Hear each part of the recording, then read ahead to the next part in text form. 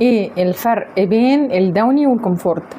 بصي يا ستي، الدوني بيعتمد على تعطير الملابس لفترة طويلة، الكومفورت بيعتمد على تنعيم الأقمشة أو تنعيم الملابس.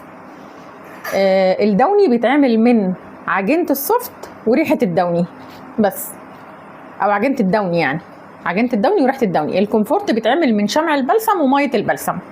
كل لتر مية بياخد 25 جرام شمع بلسم و25 جرام ميه بلسم. والريحه واللون ده اختياري، او احنا لسه عاملينهم ورا بعض على طول. لو حضرتك رجعتي بالفيديوهات الاسبوع مثلا ورا هتلاقينا عاملين الاثنين ورا بعض. ده كان الدوني وكنا عملنا منه 30 لتر.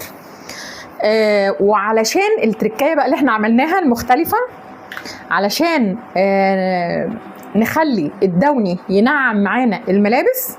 بصوا ما شاء الله، بصوا عملنا 30 لتر اهم.